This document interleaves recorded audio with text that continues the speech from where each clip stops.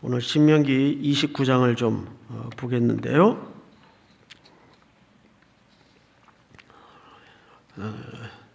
돈키호테 잘 아시죠? 제가 오카논 목사님의 글을 읽다가 거기 한 단락에 이런 글이 있더라고요. 끝부분쯤에 돈키호테처럼 살아라. 돈키호테처럼 살아라. 돈키호테는 세상의 정의를 구현하기 위해서 기사가 되고 싶어 하죠. 그래서 그는 조금 몽상가처럼 이제 생활을 합니다. 뭐처럼 행동을 하죠? 기사처럼 행동을 해요. 정말 기사는 아닌데 기사처럼 말투도 바꾸고 또 행동도 바꾸죠. 그래서 그는 자기가 정말 그 세상의 정의를 구현하는 기사가 된 걸로 착각을 하면서 살아가게 됩니다. 근데 정말 그걸 오늘 우리의 삶과 적용해 본다면 우리는 착각을 하는 것이 아니라 실제 하나님의 아들이고 딸인데 어떻게 살죠? 아닌 것처럼 산단 말이에요. 반대로. 그렇죠?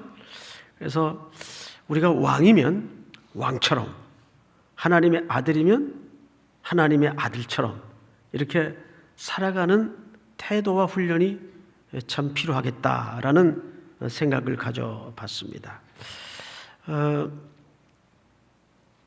제가 이제 이번 주간에 쿠바를 이제 부지런히 다녀왔습니다.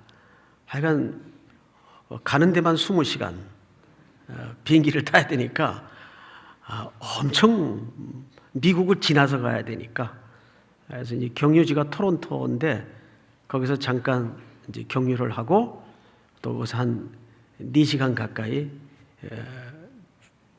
비행기를 갈아타고 이제 쿠바에 이제 들어갑니다. 그러니까 총 합해 보니까 한 20시간 남짓 거의 이제 공중에서 떠 있는 시간이더라고요. 그래도 이제 가서 또 우리 대원들 만나고 대원들과 함께 또 일정을 소화하면서 많은 생각들을 갖게 됩니다. 얼마나 전하는 자의 발걸음이 아름답고 또 복된가를 확인하는 좋은 시간이었습니다. 오늘 저는 이 신명기 29장을 통해서 옛 언약, 즉 이스라엘 백성들이 출애굽하자마자 제일 먼저 도착했던 산이 시내 산입니다. 호렙산이라고도 불리우죠.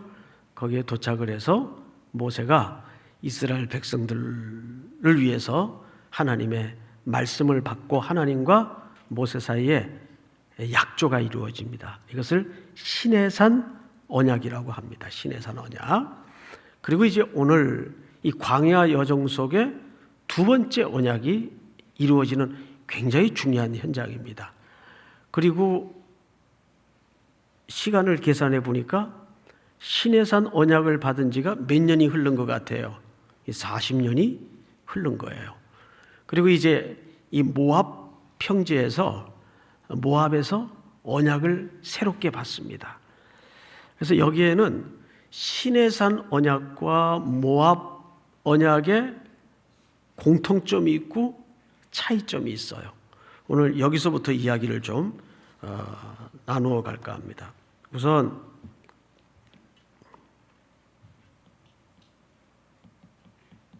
시내산 언약이 출애굽에서 40년 전에 있었어요.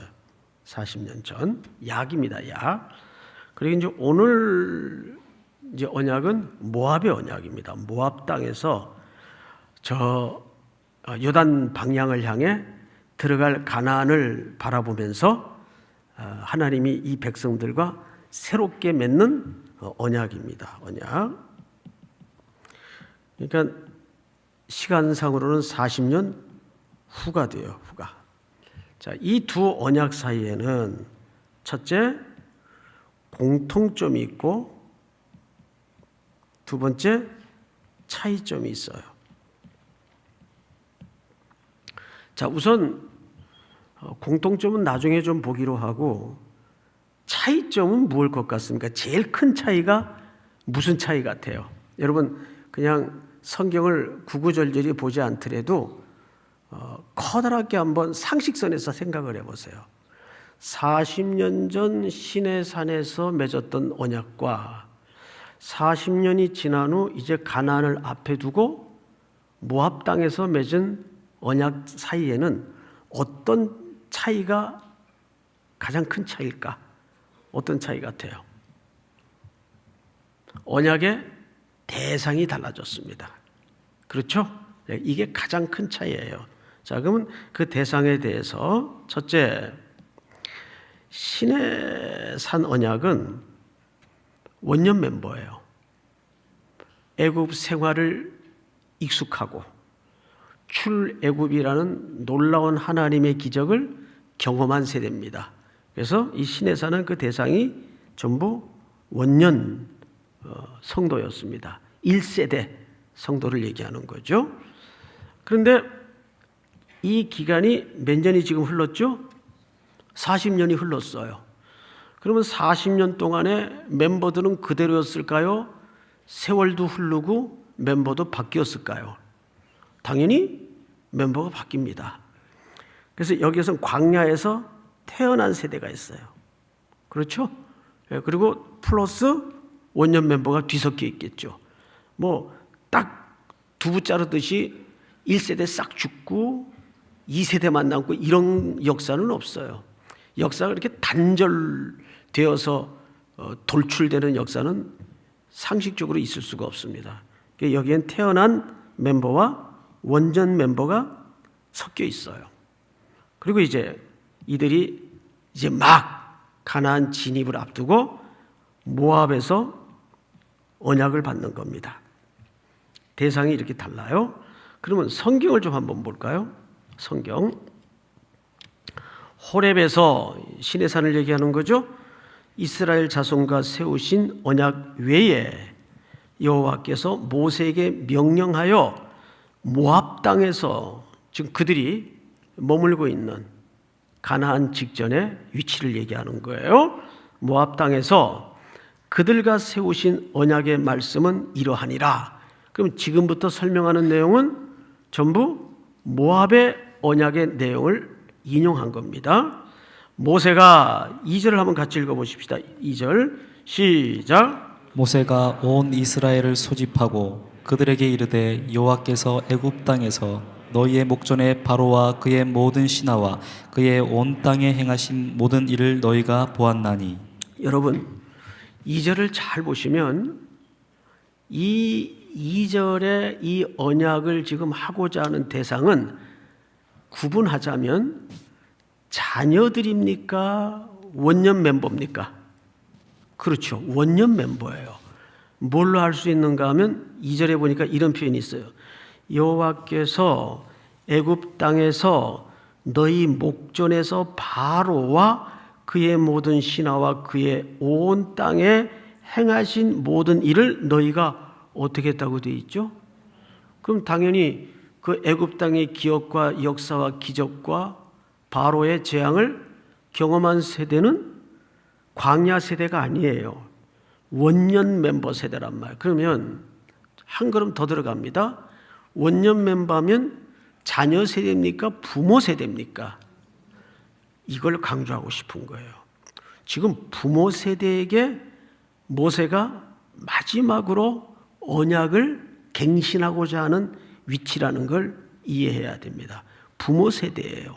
3절 곧 그 큰 시험과 이적과 그 큰 기사를 네 눈으로 또 어떻게 하였나니? 보았느니라. 그러니까 그걸 다 경험한 세대예요. 그러면 여기서 한 가지 중요한 게 있어요. 이들은 그 모든 것들을 직접 경험하고 직접 눈으로 확인하고 본 세대입니다. 어느 세대가? 자녀 세대가? 부모 세대가? 부모 세대가. 그리고 지금 먼저 자녀 세대로 내용이 넘어가기 전에 부모 세대에게 뭔가 모세가 강력하게 말하고 싶은 게 있더라 그 말이에요. 어떤 내용인가? 성경을 좀 보십시다. 그러나 이제 오늘 해석의 제일 어려운 대목에 이르렀어요. 그러나 깨닫는 마음과 보는 눈과 듣는 귀는 오늘까지 여호와께서 너희에게 주지 아니하셨느니라. 무슨 얘기일 것 같아요, 여러분? 여기 지금 세 가지를 설명했어요. 그러나 첫째, 깨닫는 뭐죠? 마음. 두 번째는 보는 눈. 세 번째는 듣는. 자, 요 앞에 수식어를 몽땅 빼면 우리 신체 어느 기관을 얘기하는 거예요. 마음과 눈과 귀를 얘기하는 거예요. 성경 전체에 걸쳐서 마음, 눈, 귀는 말씀이 베끼는 통로의 기관을 압축적으로 상징적으로 설명한 신체 기관을 말하고 싶은 거예요. 그런데 여기까지는 우리가 이해하는데 어려움이 없는데 그 다음 말이 이상해요. 깨닫는 마음, 보는 눈, 듣는 귀는 오늘까지 여호와께서 너희에게 주지 아니하셨느니라. 무슨 얘기일까요? 그래서 여기에 학자들 간에도 여러 견해가 있어요. 이스라엘 백성들의 말씀은 듣고 또 하나님의 기적을 보기는 했어도 그것을 그럼에도 불구하고 순종하지 않고 불순종한 태도를 나무라는 것이다. 일면 여기에 이유가 있습니다. 자, 우리 성경 한 구절을 좀 읽어볼까요? 이사야서를 한번 띄워주세요. 이사야서. 여호와께서 이르시되 가서 이 백성에게 이르기를 너희가 듣기는 들어도 깨닫지 못할 것이요 보기는 보아도 알지 못하리라 하여. 다음 절 시작. 이 백성의 마음을 둔하게 하며 그들의 귀가 막히고 그들의 눈이 감기게 하라. 염려하건대 그들이 눈으로 보고 귀로 듣고 마음으로 깨닫고 다시 돌아와 고침을 받을까 하노라 하시기로. 신명기에 나왔던 비슷한 내용들이 이사야 선지자가 활동하던 시대에도 그대로 표현돼요. 당연히 이 속에는 말씀을 분명히 배우고 듣는데도 불구하고 삶이 고쳐지지 않는 불순종의 행동이 반드시 반영되어 있는 건 틀림없어요. 우리 그 다음 구절 한번 띄워두실까요? 예수님이 하신 말씀이죠. 자, 방금 이사야의 예언을 읽었죠.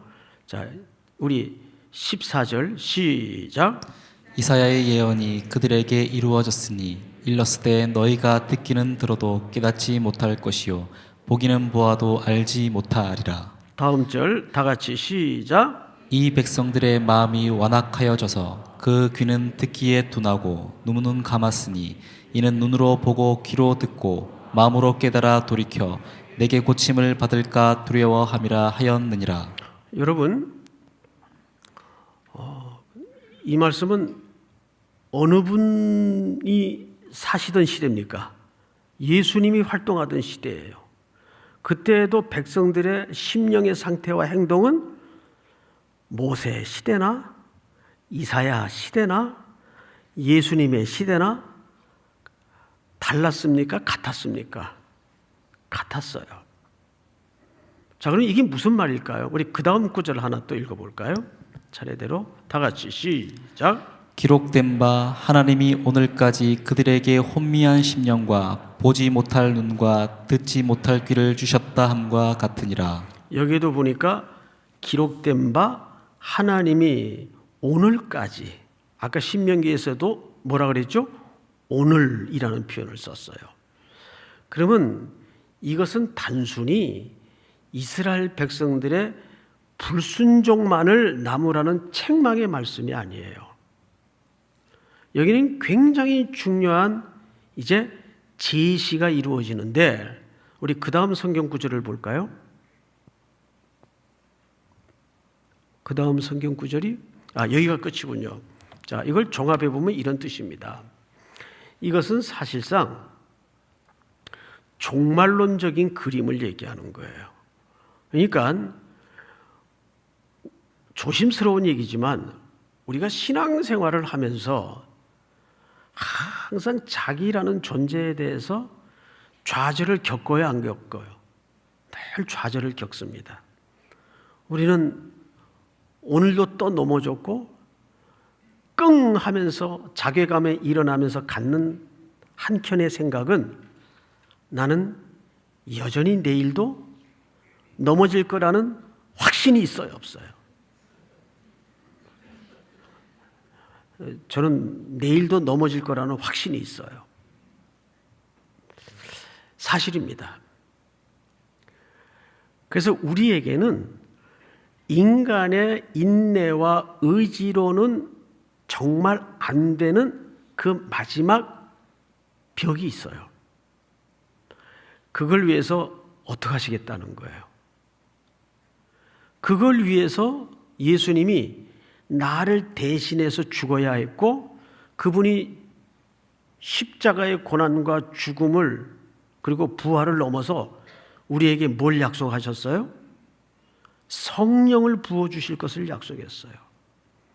여기에서 이것이 종말론적인 예언이라는 말의 진의가 뭐냐면 결국 우리 성도들이 신앙생활 속에서 늘 소외시키고 항상 머리 한켠에 염두에 두지 못하고 사는 신앙의 영역이 어떤 부분이 있는가 하면 우리는 성령께 붙들려 사는 삶의 체험이 그렇게 많지 않아요. 여러분 가끔 가다가 내가 미쳤나 싶을 때가 있죠. 언제 그런 느낌이 확 겁나게 들어옵니까? 내 의지대로 뭔가 삶이 나아지지 않고 엉뚱한 방향으로 나갈 때 내가 미쳤나? 이렇게 생각이 들 때가 많아요. 그 왜 그렇습니까? 사람에게는 놀랍게도 자기 인력대로 되어지지 않는 영역이 점점 더 많은 부분에서 확인이 됩니다. 그래서 우리는 그때마다 신앙생활이라는 것은 우리 의지나 우리 어떤 인고의 세월로만 되어질 수 없는 그 무엇이 있구나. 그걸 누가 해주시겠다는 겁니까? 성령께서. 그래서 에베소서 5장 18절에 보면 술 취하지 말라 이는 방탕한 것이니 뭘 받으라? 성령의 충만을 받으라는 말은 양적인 개념이 아니라 성령의 뭘 받으라는 말이라 했다고요? 지배. 성령의 지배를 받으라. 그분께 붙들려야 돼요. 이게 우리가 신앙생활을 그렇게 오래 하고 반복하면서도 확 앞으로 나가지 못하는 그 마지막 단계 같아요. 마틴 루터도 이 문제 때문에 오랜 세월을 신음했어요. 성 어거스틴도 이 문제 때문에 너무너무 오랜 세월을 그의 참회록에 보면 고민했어요. 성직자들이었어요. 매일 성경 공부하죠. 매일 성경 읽죠. 매일 기도의 폼을 잡고 있죠. 그런데 뭔가 그 근본적인 육의 끌어당김으로부터 자유할 수 없는 한계에 부딪히는 존재라는 것을 수많은 역대 성직자들이나 성도들이 겪고 있었던 고초였어요. 나는 왜 안 될까? 나는 왜 이런 죄의 문제로부터 자유롭지 못할까? 왜 넘어진 자리에 뻔히 알면서도 나는 또 그 자리에 토했던 것을 다시 주워먹고 있는 걸까? 그래서 사도 바울은 로마서에 그렇게 자기 모습을 보면서 뭐라고 신음했나요? 오호라 나는 공고한 자로다. 이 사망의 몸에서 누가 나를 건져내랴. 여기가 우리 성도들이 그렇게 오랜 세월을 신앙생활을 하면서도 앞으로 훅 나아가지지 않는 그 어떤 마지막 한계점이에요. 우리가 눈을 부릅뜬다고 눈이 부릅떠집니까? 귀를 집중한다고 귀가 뚫어집니까? 마음에 수양을 한다고 마음이 부드러워집니까? 거기가 늘 우리가 맞부딪히는 한계 지점이란 말이에요. 이때 그걸 뭐라 그러죠? 그 한계치. 이 대기권을 뚫고 지나가면 새로운 세계가 있잖아요. 그 쿠바에서 비행기가 뜨는데 새벽 4시에 나왔어요. 그래야 이제 주일 준비를 할 수 있는 여유가 생기니까 비행기가 뜨는데 비가 오더라고요. 비가. 하늘이 컴컴하고 막 번개도 치고 바람도 세차게 불어요. 이게 비행기가 뜰까 걱정을 하고 있는데 그 빗속에서도 비행기가 쫙 하고 솟구치니까 얼마 안 있다가 그 먹장 같은 구름을 뚫고 그 한계치를, 이 대기권의 한계치를 딱 통과하니까 그 구름 위에는 다른 세계가 열려져 있더라고요. 빛나는 햇볕 속에 찬란한 아름다운 새로운 세계가, 각양각색의 구름 조각들이 온갖 자태를 뿜어내면서 어마어마한 예술 세계가 그 대기권 넘어 또 펼쳐져 있더라고요. 그래서 비행기가 이 구름을 돌파할 때까지는 굉장히 그 롤링도 심했는데 그걸 딱 뚫고 바람 한 점 없는 대기권에 딱 올라앉으니까 쫙 가는 거예요. 그때는 엔진이라는 동력의 힘으로 가는 게 아니죠.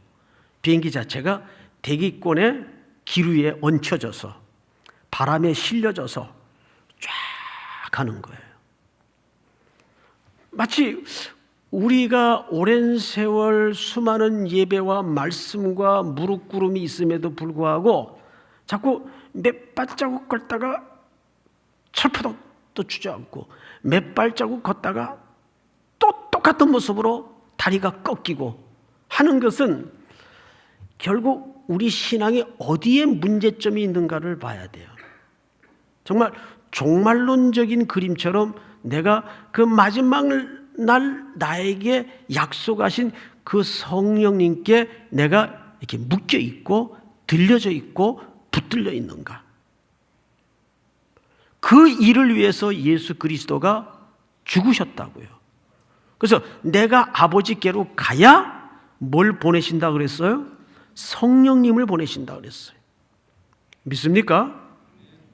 이것은 오랫동안 신앙생활에 익숙해진 하나님의 백성들의 이 변하지 않고 앞으로 성숙되지 못하는 신앙의 패턴에 중요한 뜨끈거림과 도전이 돼야 돼요. 그들은 늘 광야길을 걸으면서 먹고 입고 사는 문제에 항상 염려에 묶여 있었어요. 뭐가 안 된 거죠? 하나님이 우리의 신인 거는 그들이 이제 믿었는지는 몰라도 아직까지 그들에게 뭐가 안 된 거예요? 그분이 우리의 아버지가 되심에 대한 인식이 덜 익혀진 겁니다. 자, 여러분, 우리 신명기 1장을 좀 넘어가 보십시다. 신명기 1장. 맨 앞에 우리가 처음에 신명기를 어떻게 시작했는가를 한번 보십시오. 1장 30절. 너희보다 먼저 가시는 너희 하나님 여호와께서 애굽에서 너희를 위하여 너희 목전에서 모든 일을 행하신 것 같이 이제도 너희를 위하여 싸우실 것이며. 자, 이게 두 가지를 설명했어요. 첫째는 너희 앞서 행할 것이다. 너희는 내가 앞서가는 것을 어떻게 하고 오라는 겁니까? 보고 따라만 와라. 그리고 너희 앞에 모든 대적들을 내가 미리 다 처치할 것이다. 그 다음에 31절을 한번 볼까요? 시작. 광야에서도 너희가 당하였거니와 사람이 자기의 아들을 안는 것 같이 너희의 하나님 여호와께서 너희가 걸어온 길에서 너희를 안으사 이곳까지 이르게 하셨느니라 하나. 자, 여러분, 여기 아주 중요한 얘기가 나왔어요. 31절에 보면 광야에서도 너희가 당하였거니와 사람이 자기의 아들을 어떻게 한 것 같이, 안으신 것 같이. 그럼 아들이라고 불러주시고 그 아들을 안으신 분은 이 아들에게 누구일 수밖에 없어요? 아버지. 아까 제가도 돈키호테 얘기를 했지만 여러분, 지금 이 생활 속에서 항상 어느 자리에 있든지 아버지의 품에 안긴 것처럼 생활하고 생각하고 살아내신 적이 있나요? 그걸 연습하셔야 돼요. 한 주간 동안 의식적으로라도 그걸 한번 연습해 보세요. 어떤 염려가 확 들어왔을 때 하나님이 나를 안고 계시지, 이 인식을 자꾸 속으로 되새겨야 됩니다. 주님이 지금 나를 안고 계시지. 근데 우리는 뭐처럼 살죠? 벌판에 던져진 고아처럼 사는 거예요. 그리고 삶의 육신적인 다급한 필요가 있을 때만 주여, 하나님, 온갖 언어를 동원해서 그분을 불러요. 그분을 어떻게 대하는 거죠? 자기는 이미 안겨 있는데도 그래서 지나가던 동네 아저씨 정도로 이해를 하는 거예요. 아저씨, 저 좀 도와주세요. 여러분, 하나님은 우리 이웃집 아저씨나 동네 아저씨가 아니에요. 오늘 성경에 뭐라 그러죠? 안으신 것 같이, 아들을 안으신 것 같이. 그러니까 우리 하나님은 지금 자기 백성들에게 자기를 뭘로 만나고 싶은 거죠? 아버지로 만나고 싶은 거예요. 내가 너희 아버지고 너를 지금 안고 있다. 자, 성경을 또 볼까요? 너희를 안으사 이곳까지 이르게 하셨느니라 하나, 이 일에 너희가 너희 하나님 여호와를 뭐하지 아니하였도다, 믿지 아니하였도다. 이것이 광야 40년에 감출 수 없는 이스라엘 백성들의 빛나는 성적표입니다. 40년 성적표는 F예요. fail, 실패예요. 지금 그 얘기를 하는 겁니다. 이 백성들은 오늘 신명기 29장에서 그 보는 눈, 믿는 마음, 듣는 귀를 보고도 듣고도 그 귀가 막혀 있단 말이에요. 왜 그랬는가? 결국 이들은 이걸로 안 되니까, 말씀을 들려줘도 안 되니까 이제 어떻게 하겠다는 거죠? 성령께서 그 심령 속에 내주하시겠다는 거예요. 그러니까 하나님과 우리의 관계의 성경 전체에 대한 발전 과정을 한번 보시라고요. 창조주, 피조물이었어요. 하나님, 백성이었어요. 이것이 다윗 시대에 가서는 뭘로 만나죠? 목자와 양으로 만나요. 이것도 가히 혁명적인 개념의 발전이죠. 감히 하나님을 목자라고 고백하는 다윗. 근데 이것이 이제 선지자의 시대를 넘어서 신약에 가서는 예수님이 우리를 뭘로 불러주세요? 형제로 불러주세요. 그리고 그것도 시원찮으니까 이제 신랑과 신부로 새로운 관계를 형성해 주십니다. 이제 신랑과 신부도 부족하니까 그 다음에 어떻게 하신 거예요? 우리를 그분 안에다가 집어넣으시는 거예요. 네가 내 안에, 내가 네 안에. 그래서 그 상징적인 사건으로 성령님을 보내셔서 그 성령님을 우리 안에다가 내주시키는 겁니다. 믿습니까? 그래서 우리는 이제 모든 삶의 패턴을 누구 중심으로 살아야 되냐면 내 안에 내주하시는 그 성령님이 나를 주관하시고 지배하시고 통치하시는 삶의 패턴으로 우리가 달라지고 바뀌어져야 돼요. 근데 그게 지금 안 되는 거예요. 그러면 어느 부분에서 문제가 생긴 걸까요? 여전히 질긴 내 안에 육의 세력이 남아있는 겁니다. 아말렉. 이 육의 세력이 끈질기게 남아있어요. 근데 여러분, 하나님의 공식대로 가자면 마지막에는 누가 이길까요? 내가 이길까요? 그분이 이기실까요? 그분이 이기십니다. 근데 이제 어떻게 이기시느냐는 우리의 태도의 여부에 따라서 달라지세요. 어쨌든 그분이 이기는데 팔 한두 개 부러지고 나서 항복하는 것과 곱게 항복하는 것 차이예요. 이제 저 끝에 가서는 어쩔 수가 없어요. 이거는 웃자고 하는 얘기가 아니에요. 우리가 한 사람을 구원하는데도 아직 기운이 남아서 버둥거릴 때는 그냥 기절을 시켜버립니다. 너 잠깐 그냥 잠들어 있어라. 그래가지고 급소를 누른 다음에 끽소리 못하게 곱게 만든 다음에 고쳐놔요. 사람을 하나 작은 부위를 뜯어내고 꿰매서 고쳐내는데도 일단 재워요. 마취시키잖아요. 할 수가 없는 거예요. 그러니까 결국 많은 인생들의 이야기를 들어보면 결국 요 차이더라고요. 넌 2대 맞고 왔니? 말로 할 때 왔니? 이 차이예요. 죄송한 얘기지만. 그러면 신앙생활은 오는 게 나은 걸까요? 한두 대 맞고 오는 게 나은 걸까요? 아니면 말로 할 때 오는 게 나은 걸까요? 대답은 그렇게 하세요. 대답은 말로 할 때 오는 게 낫다고 대답은 하세요. 예, 정말 그렇게 되기를 원합니다. 말로 할 때 돌아오는 게 가장 좋은 거예요. 그런데 하나님은 말 안 듣는다고 포기하는 법은 없어요.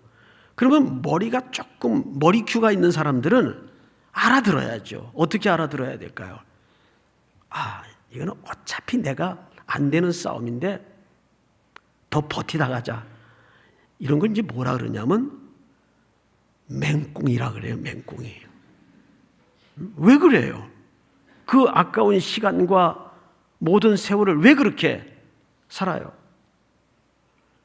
이 이스라엘 백성들이 우리가 아까도 몇 구절 이사야의 시대, 예수님의 시대를 보았어요.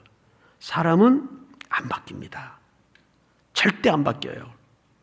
그래서 어떻게 하냐 하면 예수님이 십자가 위에다가 우리를 전부 다 끌어안고 죽으신 거예요. 우리의 죄를. 그분이 십자가에 죽으실 때 우리도 함께 못 박혔나니 이제는 내가 사는 것이 아니요 내 안에 그리스도께서 사시는 것이라. 이제 이것이 과정이라는 시간을 통해서 만들어지고 있는 거죠. 그러니까 지금 12시를 기준으로 하자면 11시쯤 온 사람을 꽤 성숙했다라고 얘기하는 거고, 아직 12시 5분에 서 있는 사람은 수염도 안 난 거예요. 털도 안 난 거예요, 아직. 그러니까 한참 한 바퀴 돌아야 돼요, 그런 사람들은. 어쩔 수가 없어요. 그래서 이 본문이 어떻게 끝나는가를 우리가 성경을 좀 보십시다. 29장 몇 절을 보시냐면 11절을 보세요. 10절부터 읽겠습니다. 오늘 너희 곧 너희의 수령과 너희 지파와 너희 장로들과 너희 지도자와 이스라엘 모든 남자와 너희 유아들과 너희 아내와 및 네 진중에 있는 객과 너희를 위하여 나무 패는 자들로부터 물 깃는 자까지 다 너희 하나님 여호와 앞에 서 있는 것은, 자, 여기 열거된 인물들이 이 시대의 기준으로 치자면 사람 대접 받고 사는 사람들입니까? 아니면 물건 취급받고 사는 사람들입니까? 그렇죠. 숫자에도 기수가 안 되고, 정말 이 시대 기준으로 치자면 사람 대우 받지 못하는 사람들의 항목들이 쫙 열거되어 있는데 이렇게 돼 있어요.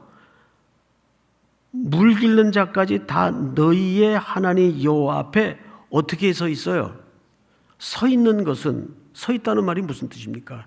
지금 하나님의 백성으로 초대되어서 가족이 되어 있다 그 뜻이에요. 참여되어 있다 그 뜻이에요. 자, 그 얘기를 12절에 시작. 내 하나님 여호와의 언약에 참여하며 또 내 하나님 여호와께서 오늘 내게 하시는 맹세에 참여하여 여호와께서 네게 말씀하신 대로 또 네 조상 아브라함과 이삭과 야곱에게 맹세하신 대로 오늘 너를 세워 자기 백성을 삼으시고 그는 친히 네 하나님이 되시려 함이니라. 자, 우리는 다 어떤 자들이었는가 하면 이렇게 사람 대우받지 못하고 사람 꾸실 못하던 이런 아류의 인생들이었어요. 그런데 우리가 지금 누구 앞에 서 있죠? 하나님 앞에 서 있어요. 무슨 뜻이라고요? 하나님이 우리를 하나님의 거룩한 가족 공동체에 참여를 시켜주신 거예요.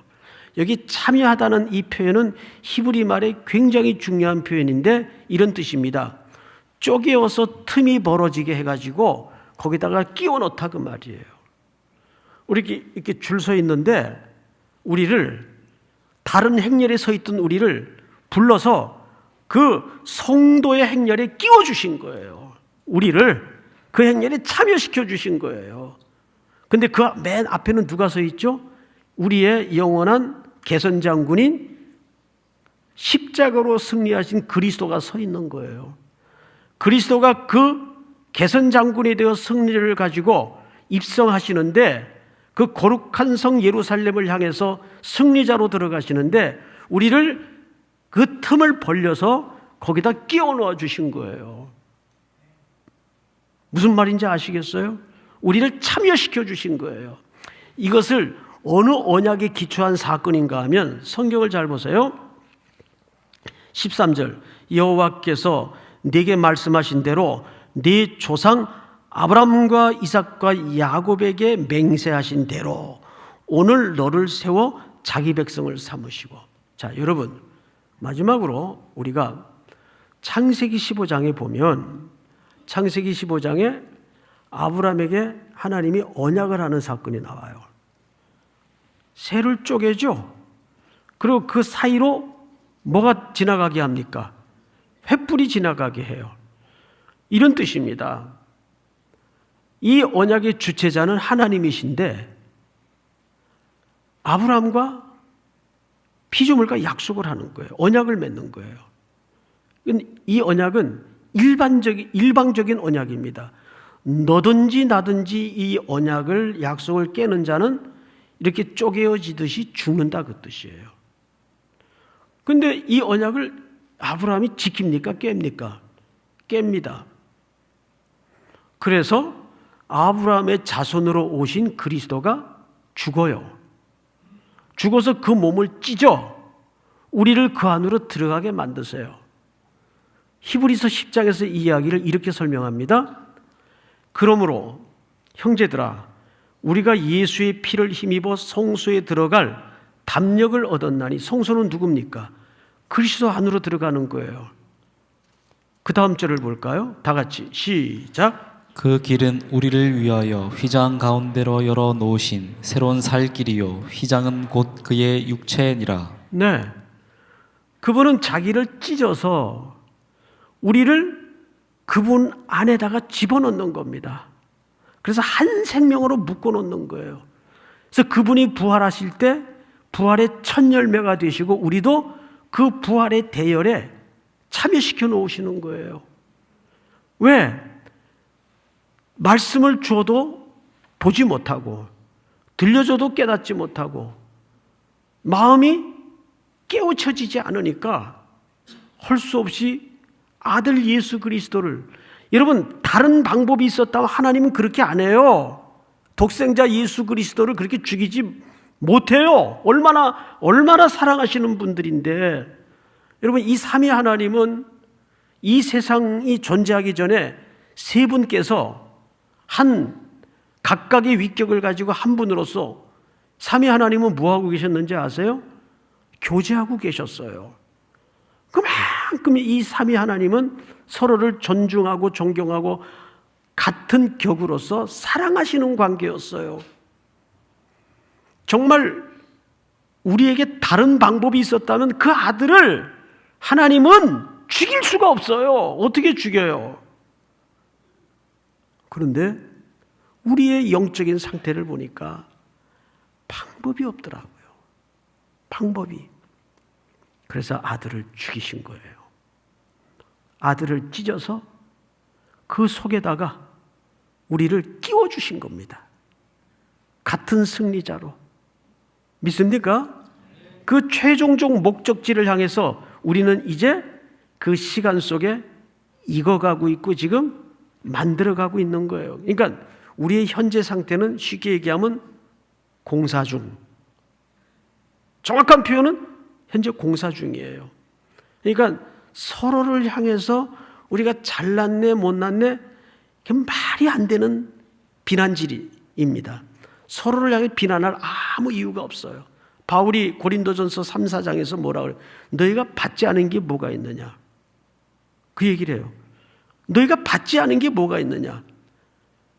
잘났으면 다 그 받은 거예요. 누구보다 우월하고 말할 수 있는 문제가 아니라고요.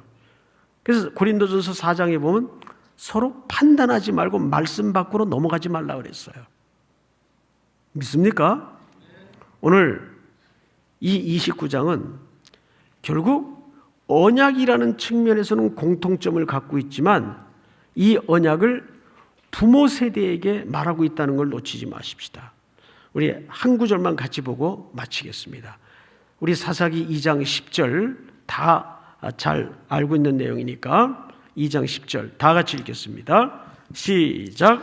그 세대의 사람도 다 그 조상들에게로 돌아갔고 그 후에 일어난 다른 세대는 여호와를 알지 못하며 여호와께서 이스라엘을 위하여 행하신 일도 알지 못하였더라. 네, 얼마 가지 않아 이스라엘의 상태는 이제 그 홍해 세대, 광야 세대마저도 다 지나가고 어떤 상태가 되었는가 하면 여호와를 알지 못하며, 그 세대를 두 가지 특징을 소개했죠. 하나는 이스라엘을 위하여 행하신 일도 알지 못하고 여호와를 알지 못하고, 어떤 세대가 그 후에 일어난 다음 세대가 이렇게 모압의 언약을 통해서 시내산의 언약을 통해서 각별히 강조했건만 그 언약은 무참하게 인간의 이런 불순종을 통해서 파괴됩니다. 그런데 우리가 오늘 아침에도 말씀을 들었듯이 아브라함에게 했던 언약이 다윗의 불순종을 불구하고 아브라함의 연약함을 불구하고 중단되었거나 포기되었던가요? 누가 오셨습니까? 그리스도의 계보라. 그리스도가 이 땅에 오시고야 마는 겁니다. 이건 누구의 승리고 누구의 집념의 완성입니까? 하나님의 승리고 하나님의 집념의 완성이에요. 그러니까 결국 인간의 역사는 이렇게 하나님의 목적을 향해서 지금도 진행되고 있고 흘러가고 있고 우리를 그분 앞에 참여시켜 주시고 세울 겁니다. 믿습니까? 오늘도 이 하나님의 참여시키는 은혜가 또 한 주간 살아내는 여러분들에게 깊이 깊이 되뇌어지고 경험되어지는 복이 있기를 축복합니다. 우리 다 일어나십시다. 주가 일하시네.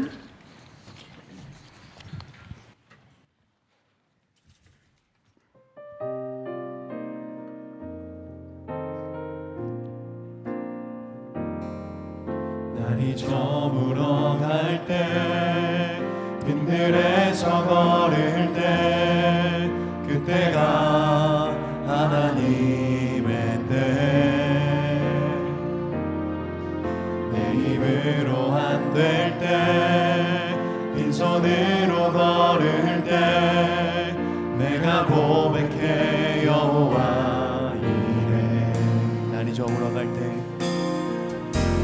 저물어 갈 때 빈들에서 걸을 때 그때가 하나님의 때 내 힘으로 안 될 때 왼손으로 걸을 때 내가 고백해 여호와 이래 주가 일하시네 주가 일하시네 주께 아끼지 않는 자에게 주가 일하시네 주가 일하시네 신뢰하며 얻는 자에게 주가 일하시네 주가 일하시네 주가 일하시네 주께 아끼지 않는 자에게 주가 일하시네 주가 일하시네 신뢰하며 얻는 자에게. 우리 이 시간 이 세계적으로 창궐해 있는 전염병 확산의 방지를 위해서 한번 기도합시다. 하나님이 주권을 행사하지 않는 영역은 없지요. 분명히 없습니다. 하나님께서 이 바이러스도 다스려 주시고 속히 저 중국 땅 우한에서 발병된 이 모든 전염의 과정들을 붙들어 주시며 하나님께서 통치하여 모든 질병들이 멈추게 하여 주시옵소서. 또 이미 확진 판정을 받고 고통 중에 있는 환우들을 위해서도 기도해 주시고 이 일로 우리의 신앙이 홀이라도 위축되거나 어려움 당하지 않도록 간섭해 주시옵소서. 또 특별히 한 주간 여러분들이 반드시 하나님 앞에 붙들어야 될 기도의 제목을 놓고 오늘 주신 말씀처럼 그렇습니다. 말씀을 들어도 배워도 제 속에는 깨달을 수 있는 마음, 들을 수 있는 귀, 볼 수 있는 눈이 없습니다. 내주하시는 성령께서 나를 강권적으로 새롭게 하여 주시옵소서. 내 힘으로 신앙생활 하지 않도록 도와주시고 자유로 이 성령께 붙들려 어떤 환경을 넘어서는 하나님의 은혜에 붙들리는 성령의 역사에 붙들리는 신앙생활이 이루어지게 하여 주시옵소서. 우리 한번 주여 부른 다음에 기도합시다. 주여